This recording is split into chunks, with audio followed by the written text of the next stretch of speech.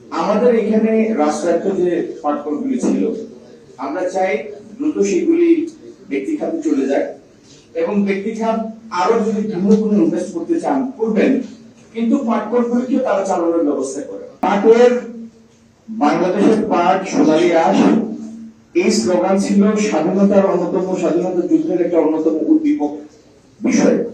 আমরা বৈষম্য শিকার পাট থেকে যে বিপুল রপ্তানি আয় হয়, সেটা পশ্চিম পাকিস্তান আমাদেরকে ন্যায্য ভাগ দেয় না, হিস্সা দেয় না, ইত্যাদি। এই পাটের যে পাট বীজ, এই পাট বীজে বাংলাদেশ এখনো নির্ভরশীল আমদানির উপরে। অন্য একটা প্রতিদ্বন্দ্বী দেশ থেকে পাট বীজ এনে আমাদের এখানে পাট উৎপন্ন করতে হয়। আমাদের প্রথম লক্ষ্য হলো আগামী দিনে পাট বীজের সংসম্পূর্ণ করা। কম বেশি আমাদের ৬০০০ টনের মতো পাট বীজ লাগে বছর ওয়ারি।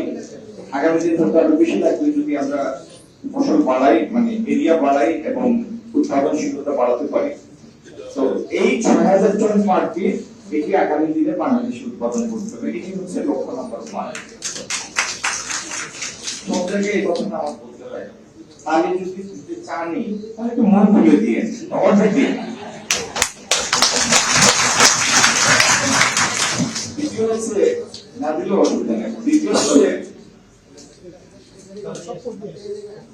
এই যেটি আমরা উৎপাদন করলাম, যারা উৎপাদন করবেন তাদের একটা হেলদি প্রাইস পাওয়া উচিত। কারণ যে কোনো ব্যবসা, যে কোনো শ্রমের আপনি যদি উপযুক্ত মূল্য না দেন, তাহলে এটা কোনো ইনসেন্টিভ নেই। এটা মোটিভেশন ইনসেন্টিভটাই হচ্ছে যে এটা একটা ফেয়ার প্রাইস পাবে। কিভাবে পাবে? যদি ফেয়ার প্রাইস এনশিওর করতে হয়, এটা তো মুক্ত বাজার অর্থনীতি, আপনি কাউকে চাপিয়ে দিতে পারবেন না। এবং চাপিয়ে দিলেও যদি মার্কেটের পরবর্তী পর্যায়গুলি ধাপগুলি এটাকে সাপোর্ট না করে, তাহলে আপনি শুধু ঘোষণা বা আইন করে এটা বাস্তবায়ন করতে পারবেন না। তাহলে যারা পাট উৎপাদন করবে তাদের যদি আমরা একটা অ্যাট্রাকটিভ ফেয়ার প্রাইস দিতে চাই, তাহলে পাট পণ্যের পরবর্তী পণ্য যেগুলি, সেগুলির বৈচিত্র্য থাকতে হবে, সেগুলি বেশি বেশি টাকা আয় করে পরবর্তী পর্যায়গুলি সেটি নিশ্চিত করতে হবে। এই জন্য আমাদের পাট পণ্যের বহুমুখীকরণ দরকার এবং নতুন নতুন ডিজাইন উদ্ভাবনের জন্য সেটা কিছু ইনভেস্টমেন্ট দরকার। আপনারা জেনে খুশি হবেন, আগামী মাসের কোন এক সময়ে 11-12 তারিখ অবশ্যই আমাদের মাননীয় প্রধানমন্ত্রীর অনুমোদন সাপেক্ষে আমার চীন যাওয়ার একটা কথা।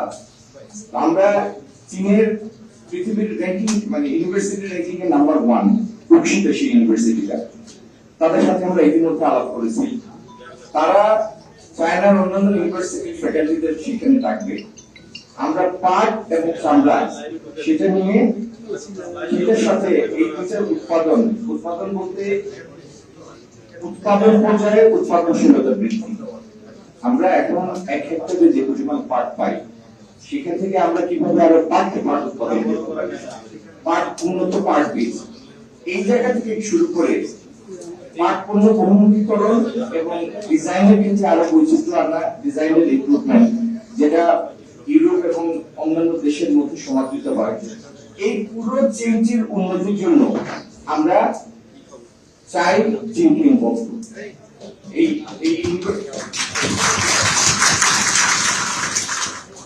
তো এই জন্য আমরা অন্য একটি কাজের সাথে এটি যুক্ত করেছি। যদি আল্লাহ সহায় হন, মাননীয় প্রধানমন্ত্রীর অনুমোদন সাপেক্ষে আমরা চাইনিজ ইউনিভার্সিটিগুলির সাথে এই আলাপটা করবো এই মাসের মাঝামাঝি। দ্বিতীয় হলো আমাদের জেডিপিসি যারা আছেন তাদেরকে দিয়েছি আমরা একটা কৌশলপত্র প্রণয়নের জন্য। আমাদের প্রাইভেট সেক্টরে যারা আছেন তাদের সাথে মিলে তারা একটা কৌশলপত্র প্রণয়ন করবে। সেটার সাথে চীন থেকে আমরা যা জানবো শুনবো সেটাকে আমরা অ্যালাইন করব।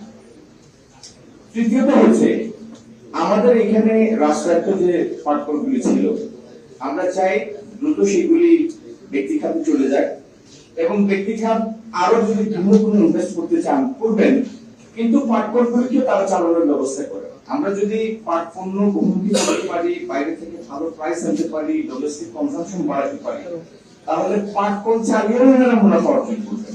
প্রয়োজনে মেশিন পরিবর্তন করবেন, নতুন মেশিন আনবেন, সেটার জন্য আমরা সহায়তা দেব, সরকার সহায়তা।